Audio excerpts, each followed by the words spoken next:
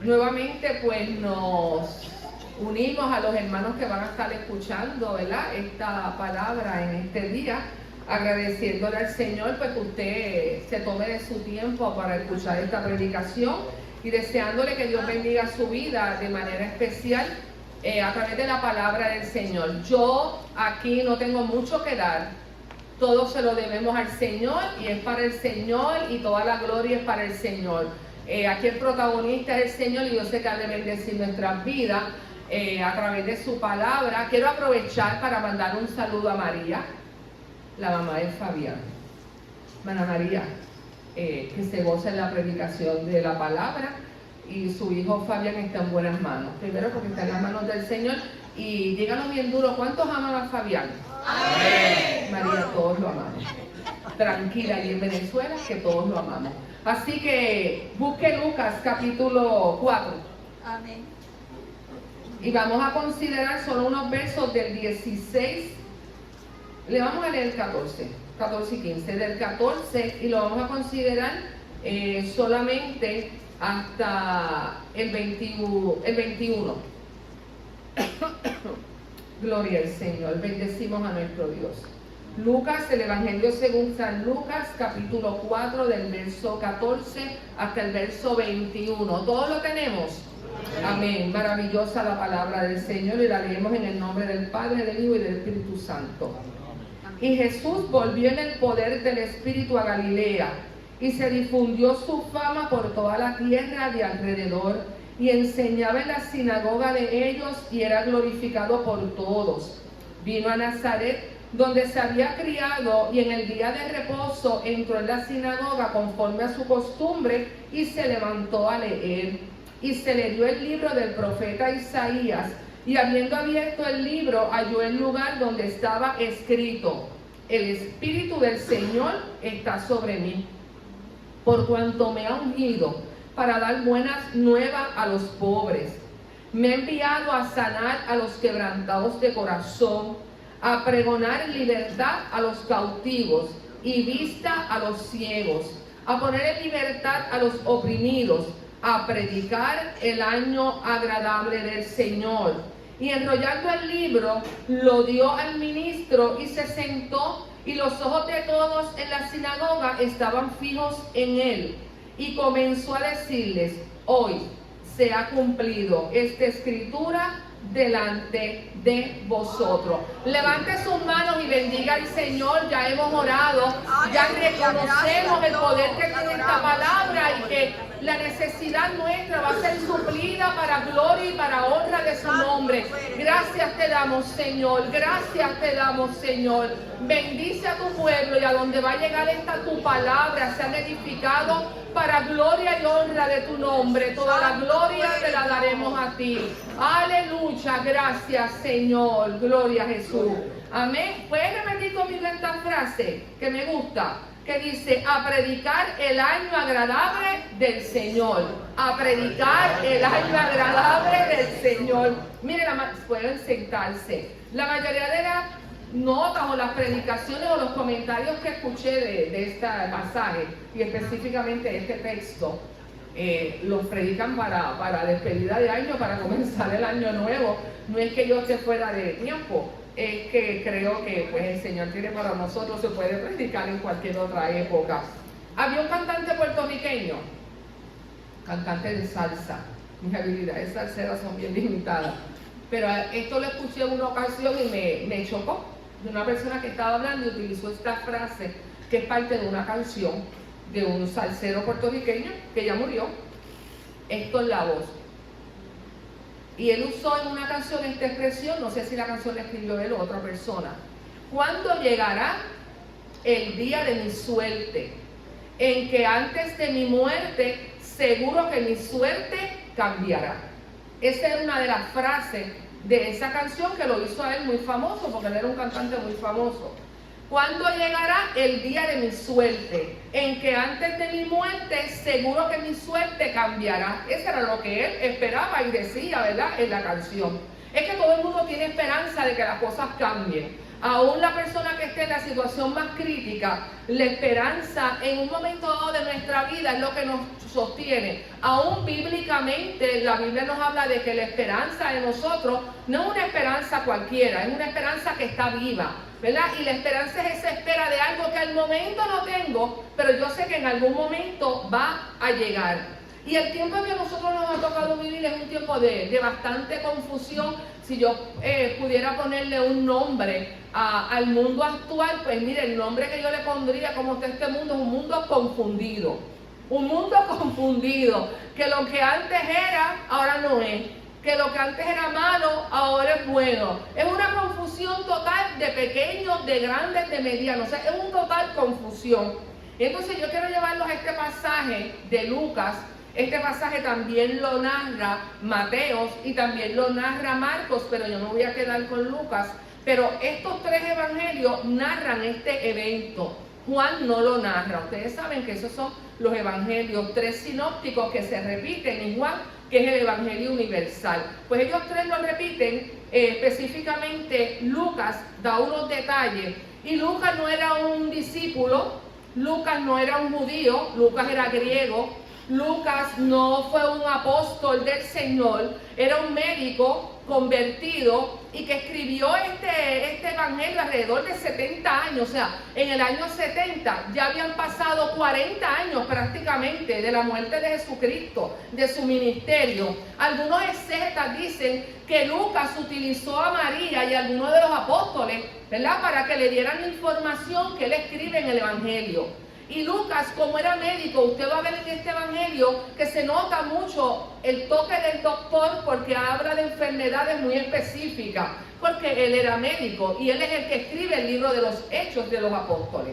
Así que Lucas narra de una manera bien especial la vida de Jesús, y es de Marcos no lo hizo, Mateo sí, narra su nacimiento, habla de Juan el Bautista, comienza con Juan el Bautista, habla del nacimiento de Jesús, habla del comienzo del ministerio, y él es el que habla de la tentación que tuvo Jesús.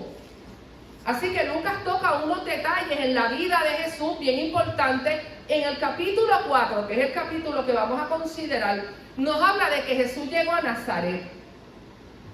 Vamos a poner que Galilea, que estaba al norte, si usted tuviera aquí un mapa de Israel, Galilea queda al norte, Judá queda al sur. No había los carros que hay ahora, no había el movimiento, así que Jesús está, lo que diríamos, en el norte. Él nace para el norte, él nace en Galilea, en esa área, en Nazaret. Entonces, en Belén. Entonces él está en Galilea y dice la escritura que de Galilea, que es como decirle el pueblo grande, como decir Guaynabo, pues él bajó de Ato Nuevo, él bajó a Barrio Río, pues él bajó de Capernaum, de esa área, y va a Nazaret, donde él se había criado. Ahí era donde él se había criado, y no se crió como un super niño, como dicen algunos fantasiosos. No era que de chiquito él cogía el barro y del barro hacía una paloma y la puso a volar porque era el hijo de Dios. Él se crió como un niño normal y corriente. Incluso la Biblia nos dice que a los 12 años se perdió y estaba en el templo, pero su naturaleza humana se mantuvo ahí sin ninguna manifestación de que era directamente el hijo de Dios, solamente sus padres, ¿verdad? Entonces encontramos que él llega a Nazaret y usted diría, pues está bien, porque en Nazaret es donde él nació, así que llegó a un buen ¿qué? A un buen lugar. Ya el ministerio de Jesús había comenzado, pero como les dije, no comenzó en Nazaret. Comenzó en el área norte de Galilea, comenzó por Capernaum. Ahí en Bethsaida, ahí fue que llamó a los apóstoles, de ahí era el apóstol Pedro, de ahí era Jacobo, de ahí era Natanael, de ahí era Felipe, más o menos de esa área. Ahí ya estaba empezando a llamar. Ya llevaba un año en el ministerio, ya era conocido, ya la fama de él era conocida, que si usted se va al texto que yo les acabo de leer, al 14, dice que cuando volvió de Galilea, se difundió su fama por toda la tierra y enseñaba en la sinagoga de ellos y era glorificado por todos. Piensen ustedes que dice que él regresó, pero mire cómo regresó. Volvió en el poder del Espíritu. Ya Jesús había tenido la experiencia del ayuno de 40 días y 40 noches y la tentación de Satanás en ese ayuno. Así que cuando Él regresa, Jesús viene revestido, lleno del poder de Dios, porque Él era el Hijo de Dios, Él era Dios, pero allí estaba su humanidad manifiesta. Así que Él viene revestido de ese poder y llega a Nazaret, pero ya Él tiene discípulos, ya Él tiene seguidores. Y llega a la sinagoga. Le voy a decir una cosa, yo me asombré cuando dice que llegó a Nazaret. Quería comentarles esto antes. Ahí era donde estaba su familia y lo conocían desde niño. A veces el peor lugar para usted predicar es donde lo conocen desde niño. ¿Verdad que sí? Porque ahí saben todas las pedras que usted tiró, todas las jefes que sacó, todos los dolores de cabeza que le dio a su mamá. ¿Sabe? Toda su historia. Nadie se sienta mal. Pero cuando usted, en vez de predicar en Nazaret, pues predica allá en Judea, como no lo conoce, pues entonces la cosa es más suave. Pues él llegó a Nazaret, donde lo conocían, donde estaba su familia. Y aunque él no fue un viaje familiar, él no fue un viaje privado para saludar a su familia, a su mamá, se cree que ya José había muerto, y a sus hermanos, dice que él llegó y que entró a la sinagoga, era sábado, así que entró al lugar, a la sinagoga. A ese lugar fue donde él se encontró allí. Así que volvió, pero mire, no volvió a traerle un poquito de pan, una libre de pan de la francais a María. Dice que volvió en el poder del Espíritu. Así es como tú tenías que volver, en el poder del Espíritu. Y llegó a la sinagoga. La sinagoga era el lugar que se había establecido para que se reuniera la gente a hablar de la ley. Recuerde que los israelitas, en el cautiverio que estuvieron, ellos perdieron el templo. El templo había sido, ¿qué? Destruido. Y cuando el templo se destruyó, ellos empezaron a hacer pequeños lugares, que era la sinagoga, que era como decir pequeñas iglesitas, ¿verdad? Vamos a poner para que usted lo entienda. Y eran como lugares donde la gente se reunía. Mira, yo estaba leyendo que hay un comentarista que dice que en el Talmud, en ese libro, se contaron 480 sinagogas en la ciudad de Jerusalén. 480. Se suponía que si 10 hombres se reunían en esta área y decían, mira, aquí no hay ninguna sinagoga, si habían 10 hombres, no mujeres, 10 hombres, se hacía una sinagoga. Así que habían sinagogas en todos los lugares. Y la ley decía que nos reuniéramos, pues él se reunía ese día, como él nació bajo la ley. El apóstol Pablo dice en Gálatas, nacido de mujer y bajo la ley. Pues él cumplía, ¿qué tenía que cumplir él? Pues la ley, porque bajo la ley era que él había nacido. Él no vino a romper con los esquemas, él vino a cumplir, y vino y cumplía la ley, así que iba a la sinagoga a reunirse. Y la sinagoga estaba el jefe de la sinagoga, estaban los ministros de la sinagoga, estaba totalmente bien organizado. Pero no todo el mundo hablaba en la sinagoga. Para usted poder hablar en la sinagoga, usted tenía que ser un maestro y tener discípulos y tener conocimiento. Jesús ya llevaba un año, mire lo que les digo, ya llevaba un año de fama, de conocimiento, de manifestación, de sanidad. Y han pasado muchas cosas que cuando él llega a Nazaret, no va a casa de su familia, entra a la sinagoga, ya tiene el privilegio de participar de la actividad de la sinagoga. No todo el mundo lo podía hacer, pero él lo podía hacer porque estaba en el lugar. Así que había muchas aldeas y todas las aldeas, hermanos, tenía una sinagoga. Imagínense, dicen algunos historiadores que en Galilea nada más había como 240 pueblitos. Era un montón de gente, pero Nazaret era pequeño, Entonces, cuando no había una sinagoga, porque lo que había eran menos de 10 hombres en esa comunidad, se iban a los ríos, se iban cerca del mar y allí estudiaban la ley, porque no había la capacidad para hacer una sinagoga. Por eso es que encontramos a Pablo, que encontró a una gente cerca de un río. O sea, recuerden, Filipo, porque era el lugar donde la gente se iba a reunir para hablar de la palabra, de lo que ellos querían hablar en relación a los temas espirituales. Mire, cumplió el tiempo, nació de mujer, cumple con la ley, llega hasta la sinagoga, y cuando llega allí, ¿verdad?, encontramos que el templo había sido destruido, así que los hebreos, los judíos, buscaban siempre un lugar donde reunirse, y llegó hasta aquel lugar, con los rangos que había. Así que cuando él llega hasta allí, hasta la sinagoga, como era su costumbre, se le entrega un libro. No es la Biblia como la que usted y yo tenemos. Antes eran rollos. Yo me preocupa a la gente que no quiere ni cargar la Biblia. Imagínense un rollo. Y esos rollos estaban cuidados y protegidos en cada sinagoga. Y no es como ahora que yo me levanto y digo, vamos a abrir el libro. Recuerde que no está el Nuevo Testamento. Ellos tienen hasta los profetas, hasta Malaquías, de Génesis a Malaquías. Nosotros tenemos el Nuevo Testamento, pero ellos tienen el Viejo Testamento. Pero yo no podía llegar a la sinagoga y decir, pues mira, dame el rollo de Primera de Crónica y busquen en el capítulo 5 el verso 17, porque eso no existía. Era una lectura corrida. Todo Crónica, corrido. Todo Samuel, corrido. Todo era corrido. Es más, algunos dicen que no había ni coma. Que en esa escritura no había ni coma. Eso era una lectura por ahí corrida. Eso era lo que había en esos rollos. Entonces ese rollo está metido, ¿verdad?, en un rodillo, ¿verdad?, ahí para que dé la vuelta. Y algunos comentaristas, no vayan a decir ahora que eso lo dice la Biblia, dice que cuando tú llegabas a la sinagoga y te tocaba tu turno, tú comenzabas a leer en el lugar que el anterior se detuvo.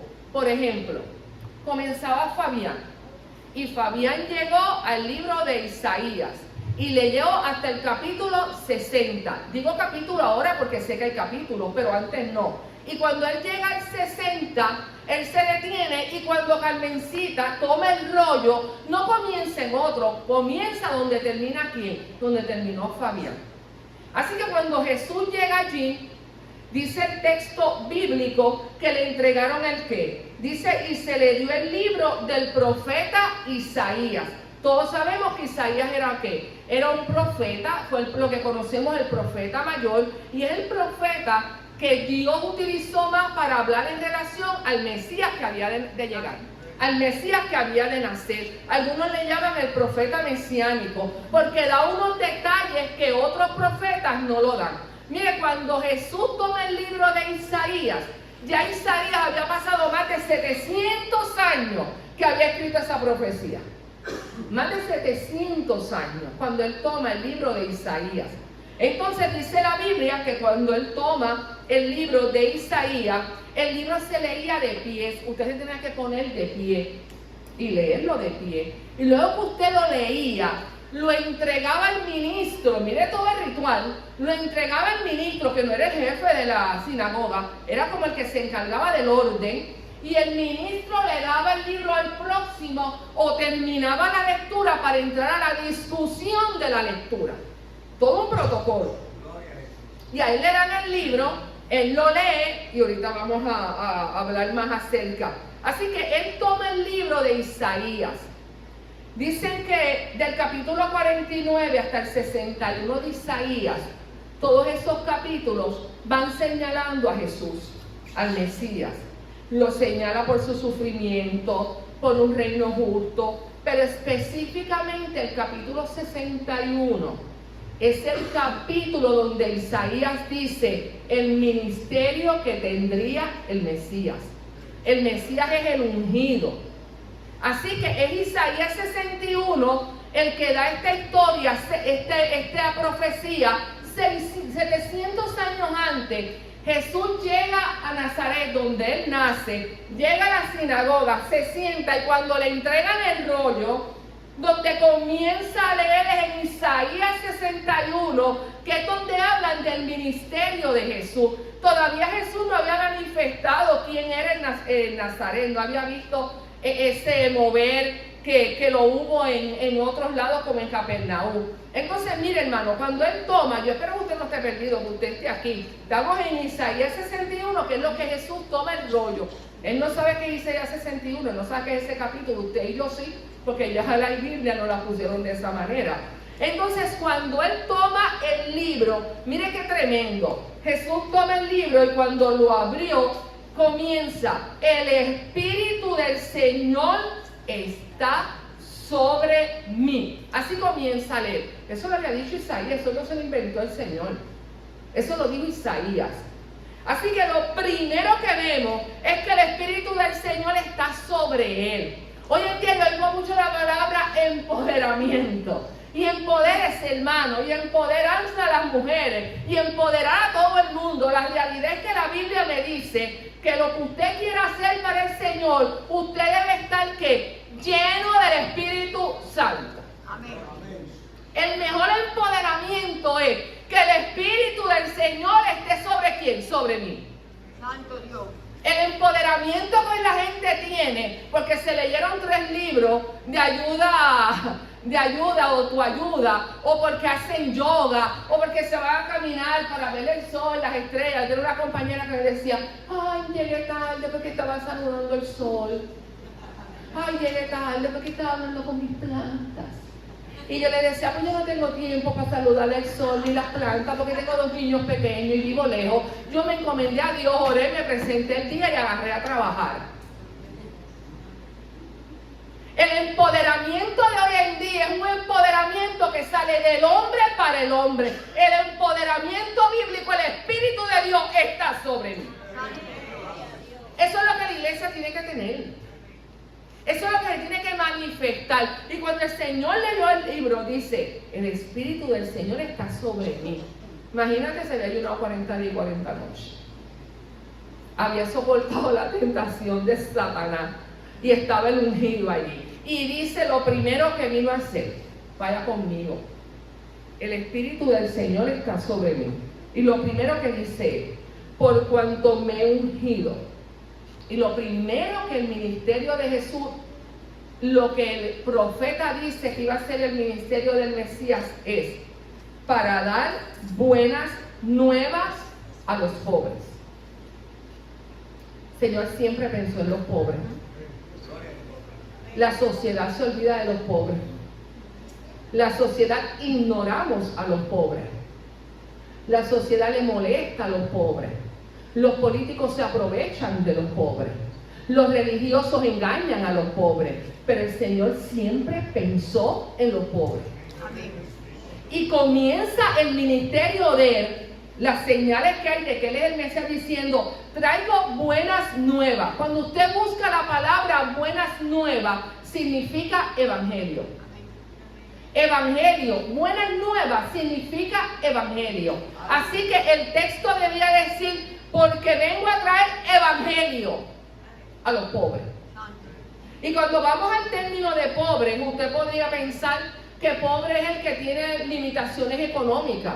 Y hay muchos pobres. En Haití hay muchos pobres, en Puerto Rico hay pobres, hay muchos pobres con limitaciones económicas. Nosotros, pues dentro de todo, aunque hay días que nos sentimos pobres porque la cartera está llorando, la realidad es que usted come.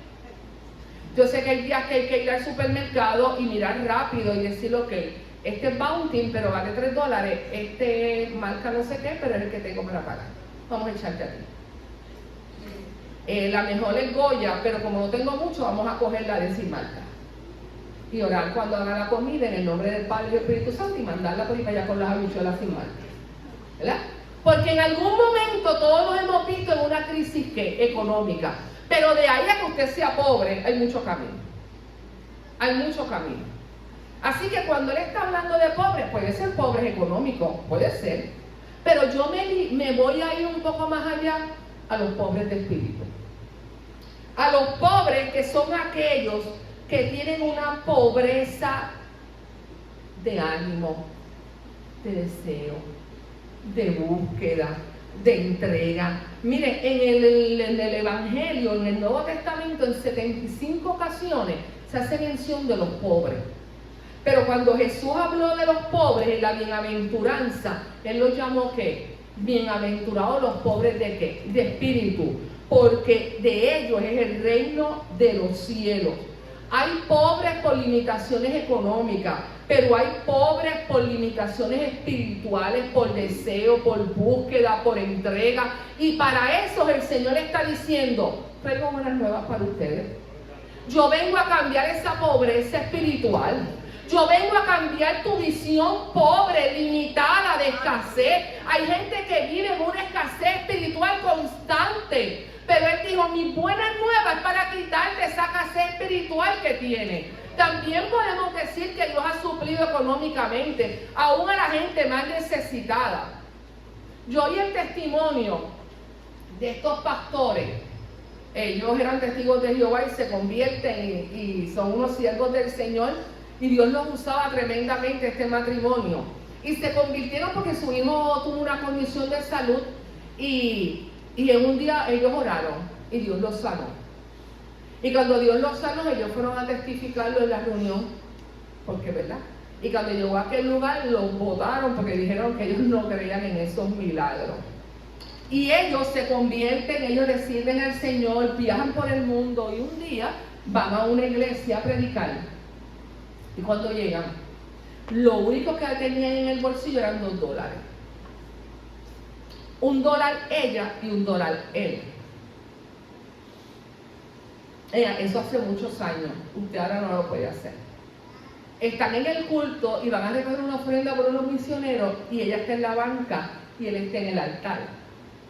Y ella en la banca dice, yo voy a echar $1 porque con el otro que tenemos echamos gasolina para llegar a la casa. O era cerca, pero con $1 les daba. Usted no echa $1 de gasolina porque la cajera se le va a reír la cara.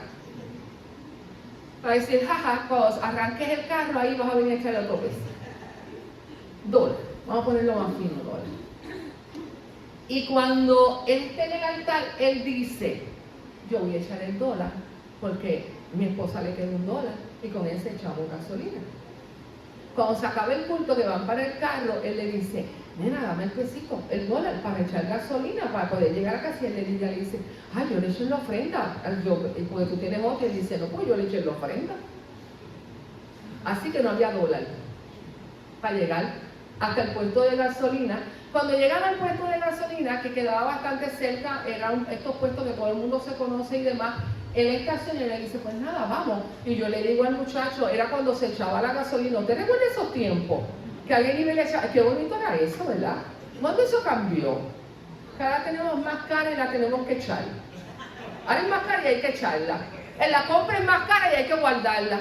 En el supermercado usted te guardaba la compra, ahora la tienes que guardar y tienes que comprar la funda. Qué fuerte. Pues bueno, vamos al puesto de gasolina. Cuando llegaron al puesto de gasolina, él se va a bajar para decirle al muchacho, mira, por favor, necesito, en Puerto Rico le decimos que me fíe. No sé cómo se dice en otro lugar. También que me fíen. Pues que me fíen. Que me fíe $2 de gasolina que yo mañana o al otro día te los traigo, porque es que mira lo que me pasó, le iba a ir a contar. Pero él vio al muchacho que llega, abre la bomba y todo, saca y empieza a echar gasolina y él sale como un loco del carro. Y le dice, mira, no, muchacho, no eches gasolina si yo no tengo dinero. Y el muchacho le dice, yo lo sé. Y él le dice, tengo cara de pelado tan fuerte que usted sabe que no tengo gasolina. Tan pelado yo me veo. Y dice, no, yo lo sé. Que yo estaba sentado allí y yo oí la voz de Dios que me dijo, viene mi siervo y no tiene gasolina, llénale el tanque. Quédese tranquilo, yo lo voy a llenar el tanque porque Dios me habló. Es que cuando el Espíritu de Jehová está sobre mí, me ha enviado a dar buenas a los pobres. Aún eso el Señor lo suple. Suple todas las necesidades. Segundo, a sanar a los quebrantados de corazón. Cuando buscamos la palabra quebrantados de corazón, es cuando el corazón se ha fracturado. A usted yo no sé si se ha fracturado algo. Yo tengo una habilidad para fracturarme todos los dedos de los pies. No sé porque yo tropiezo con todo, pero me lo fracturo. Pero cuando ¿qué doloroso es una fractura, verdad que sí? De un tobillo, de un codo. Pues el Señor está diciendo, yo vengo a sanar el quebranto de un roto corazón, de un corazón fracturado. ¿Y usted sabe qué pasa? Que el pecado empobrece, pero el pecado también fractura los corazones. Y hay tanto corazón fracturado y roto por el pecado, que cuando él lee eso en Isaías, él le dice, no, si el Espíritu de Jehová está sobre mí, ¿tú sabes a dónde me mandó? A coger ese corazón que tú tienes, que el salmista decía, sana a los quebrantados de corazón y venda sus heridas.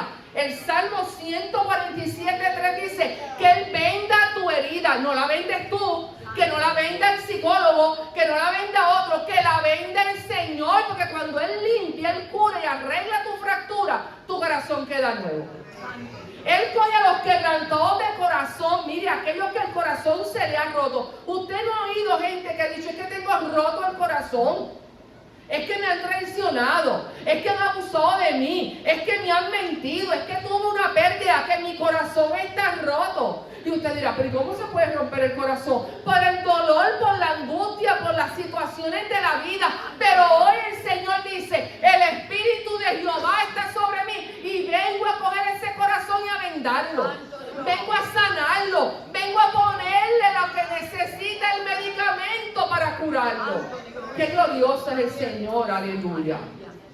Luego de hablar de los corazones rotos, imagínense que en una ocasión Jesús, así estaba casi su corazón, cuando dijo: estoy angustiado hasta la muerte.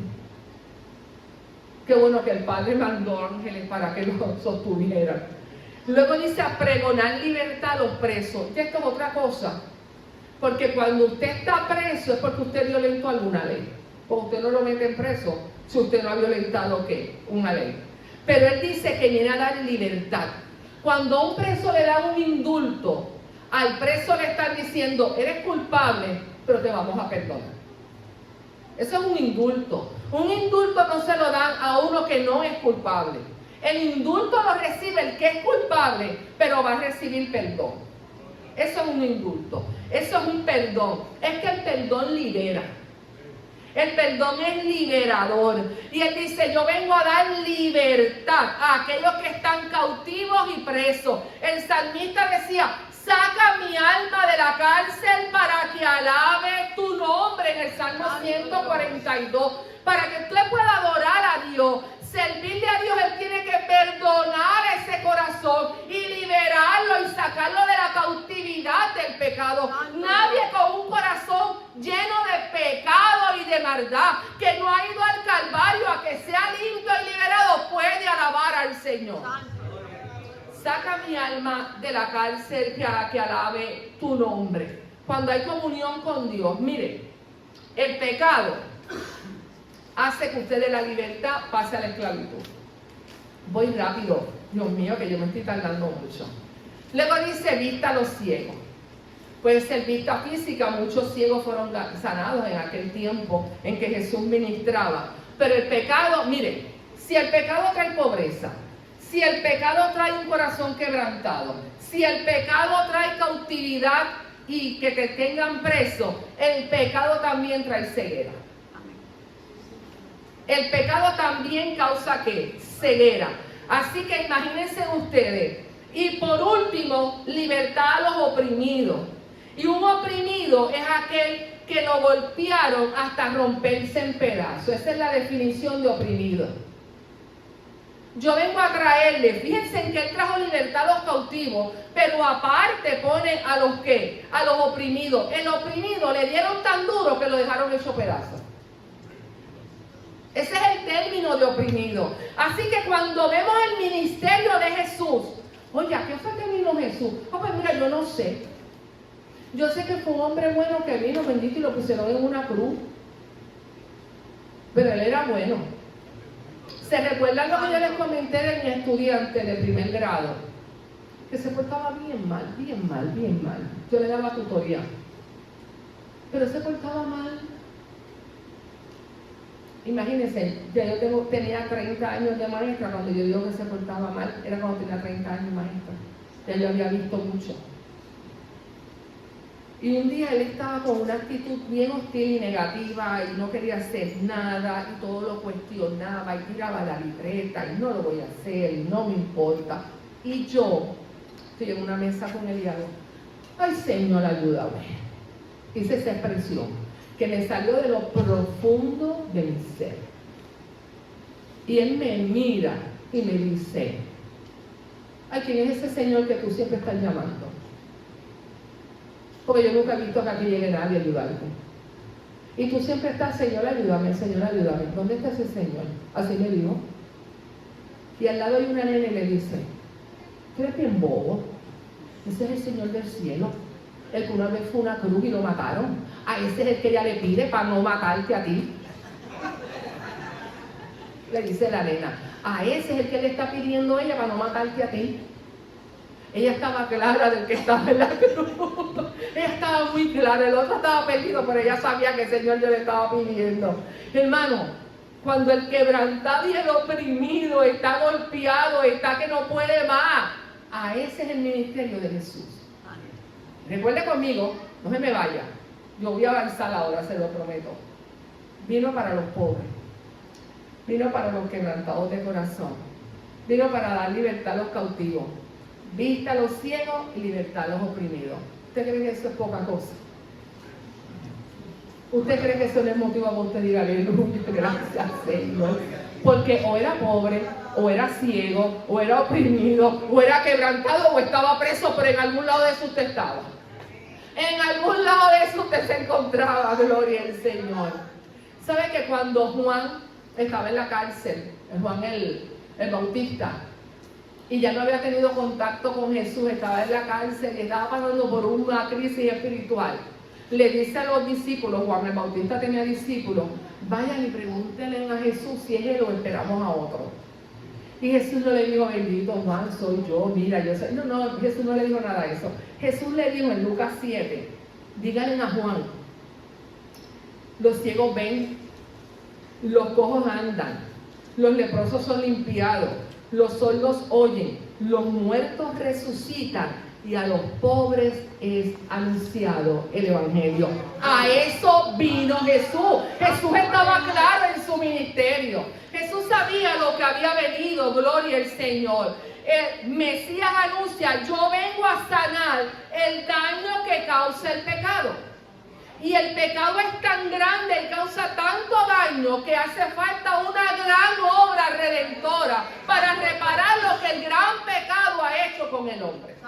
No es cualquier cosa, esto no es 7 Ave Marías y 4 Padre Nuestro, esto no es ir de rodillas de aquí a Ponce. El pecado es tan grande que solo la grande misericordia de Dios es la que nos puede librar de él. Ante un daño tan grande, una redención tan grande, no hay otra manera de verlo, gloria al Señor. Y ahí Jesús añade, que con esto es el tema que yo les supone que yo les quiero predicar, el año agradable del Señor. El año agradable del Señor, para ir rapidito, los judíos lo entendían muy bien, porque en el tiempo de Moisés, ellos celebraban un año que le llamaban el año del jubileo. Se celebraba de cada 50 años. Ay, que mucho había que esperar. El pueblo de Israel celebraba esa fiesta que le llamaban la fiesta del jubileo o la fiesta del año agradable del Señor. Le llamaban Yobel. Y esa fiesta significaba retornar algo. La fiesta de retornar. Entonces, ustedes saben que en el tiempo de Moisés establece desde el Sinaí unas convocaciones, santas convocaciones, eran una fiesta. Pero el concepto de fiesta de puertorriqueño piensa que son las fiestas patronales o Mabó de Guaynabo, o la fiesta de la patita guisá, o la fiesta de las chinas en las Marías, y no, esas no son las fiestas de la Biblia. Las fiestas que celebra la Biblia en el Antiguo Testamento se llamaban santas convocaciones, y tenían un propósito. Estas reuniones tenían un propósito. Israel celebraba más o menos 8, pero yo no les voy a hablar de las 8, pero esas eran santas convocaciones que las estableció Dios. Algunas veces era para agradecer, casi siempre estaba envuelto la agricultura, para agradecer por los frutos, porque Dios había hecho, y otras celebraciones como la de la Pascua. Habían 3 fiestas que eran las más importantes: la fiesta de la Pascua, la fiesta del Pentecostés y la fiesta de los tabernáculos. Esas eran las 3 más importantes. Pero estaba la fiesta de la luna llena, estaba la fiesta del día de reposo, estaban diferentes, la de las trompetas, habían diferentes fiestas, pero esas 3 eran las más importantes. Y en esas 3 todo el mundo iba a Jerusalén a celebrarla. Por lo general los hombres iban hasta Jerusalén. Pero voy rapidito porque no quiero tomarle mucho tiempo. Eso está en Levítico 23. La fiesta que les estoy hablando del jubileo. Miren lo que pasaba. Cada 50 años había una fiesta del día de reposo, los 7 años. Y de cada 7 años Jehová le había dicho al pueblo, el año 7º no siembre, deja descansar la tierra. Vas a trabajar hasta el año sexto. El séptimo la vas a dejar, vas a comer lo que la tierra produzca, porque yo la voy a hacer que produzca. Y vas a tener para ti, para tus animales, pero la vas a dejar descansar. Dicen los historiadores y dicen los exégetas que Israel nunca cumplió con esa fiesta y por eso tuvo tantas necesidades, porque no cumplió con ese estatuto que Dios le dijo. Pero eso se celebraba de cada 7 años. Pero si usted multiplica 7 por 7 por 7 por 7, 7 por 7 es 49. El año 49 y el año 50 era el año del jubileo, sobre todo el 50. Y en ese año, si Mano Joaquín le había tenido que entregar la tierra a Mano Niño porque no le pudo pagar, en esa fecha, Mano Niño, usted se la tenía que devolver al Mano Joaquín. En el año 50 todo volvía al dueño original.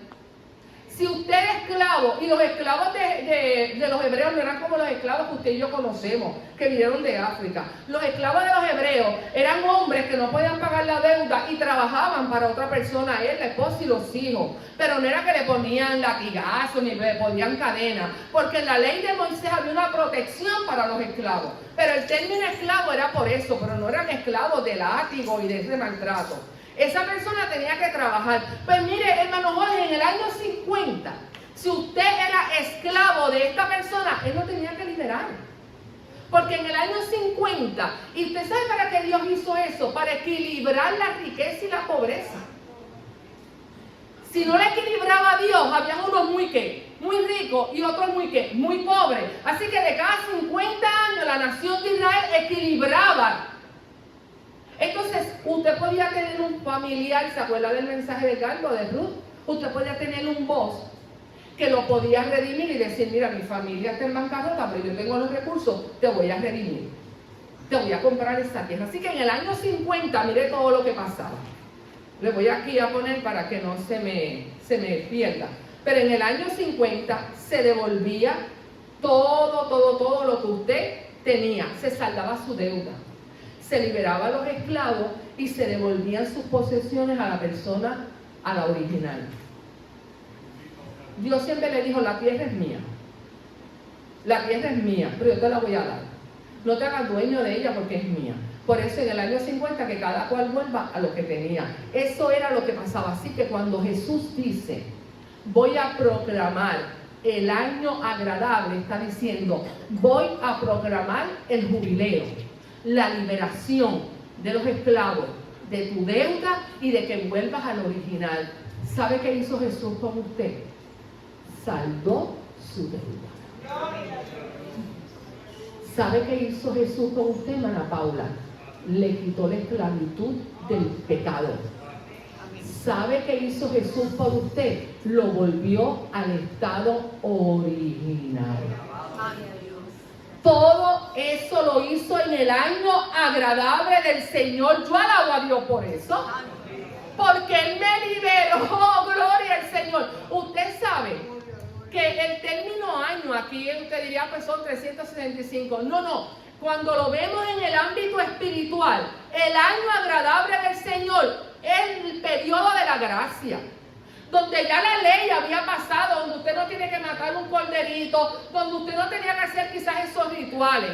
Obviamente hay cosas de la ley que usted no tiene que seguir cumpliendo, lo moral, lo ético, todas las leyes éticas y de moral, eso usted lo va a seguir cumpliendo porque Jesús también las cumplió.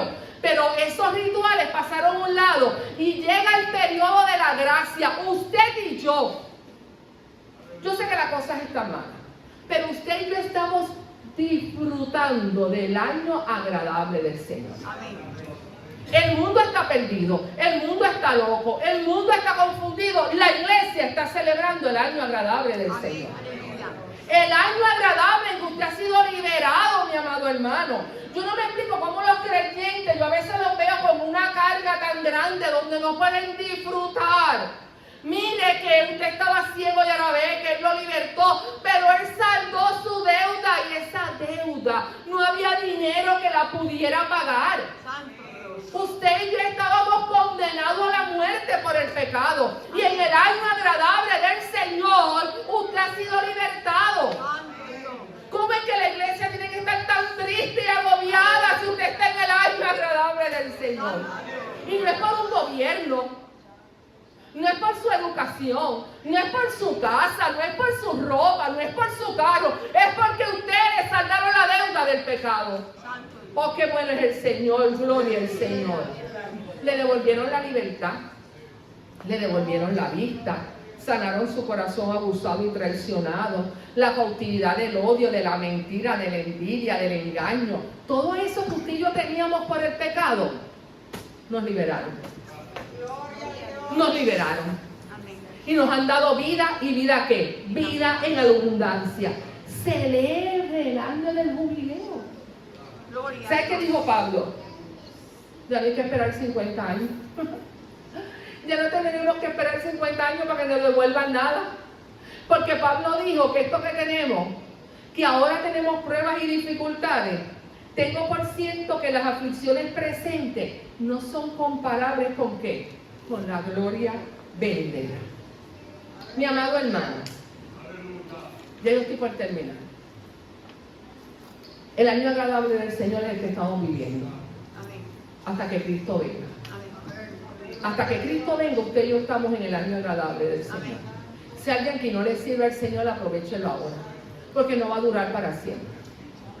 No va a durar para siempre. Cuando Jesús dijo esa palabra, dice que entregó el rollo y se sentó porque llegaba el momento de la discusión. Y cuando dijo eso, dijo, hoy se ha cumplido esta palabra entre vosotros.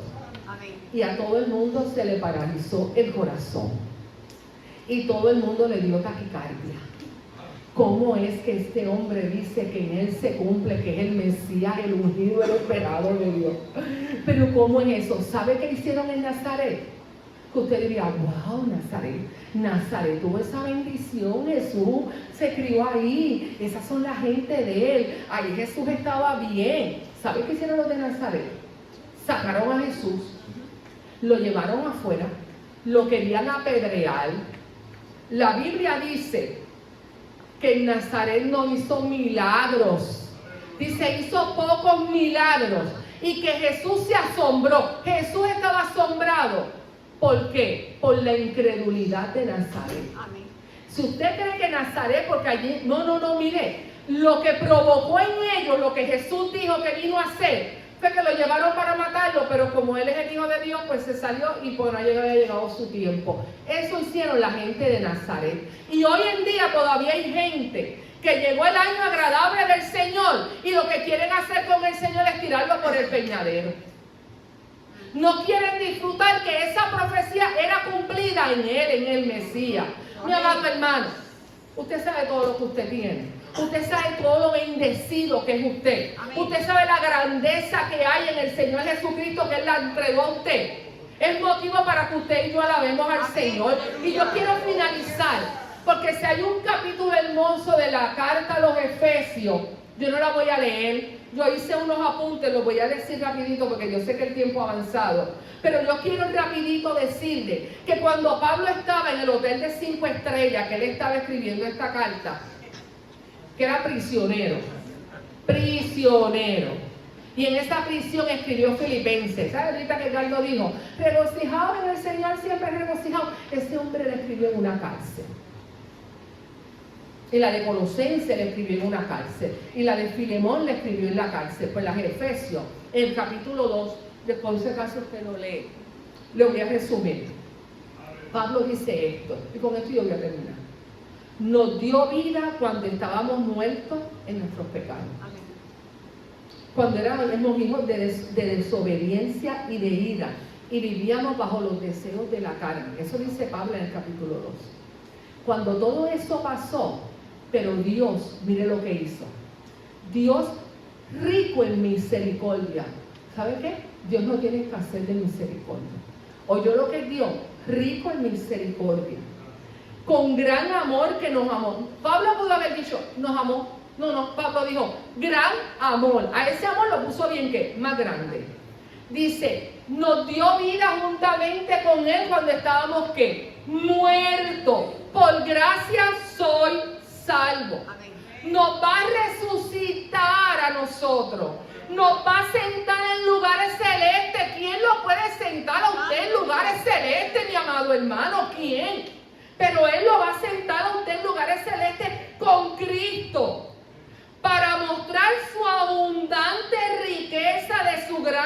bondad, rico, grande, vida, resurrección, lugares celestes, abundancia, riqueza, gracia y bondad. Pues levante las manos y bendiga al Dios que le ha dado tanto. ¿Cómo usted va a vivir en esta tristeza tan grande si estamos en el año del jubileo? En el año que Dios le ha dado la oportunidad al hombre de que se le devuelva la vida que el diablo le quitó.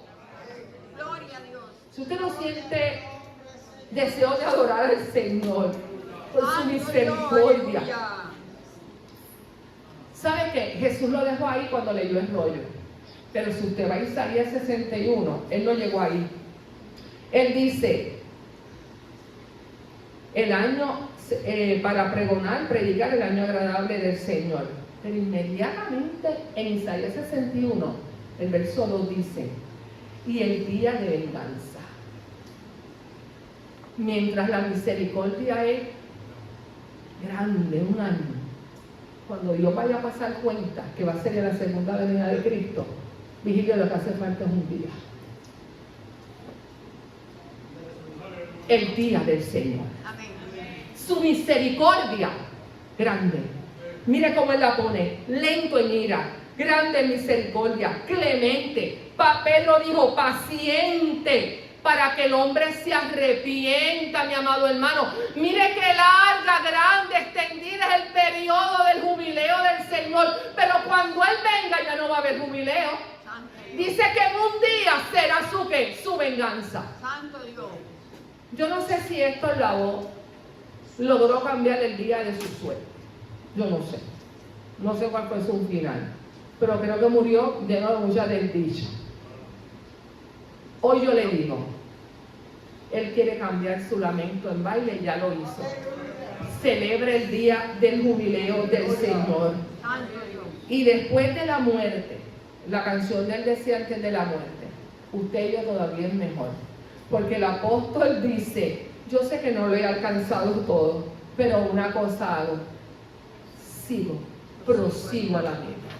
Mi amado hermano, prosiga la meta y celebre el día del jubileo del Señor. Nuestro pastor Edgardo con nosotros, adore y bendiga al Señor, porque su palabra es hermosa. Y ya que ha puesto usted la mano en el arado, hermano, no mire hacia atrás, celebre la bendición del Señor. Gloria.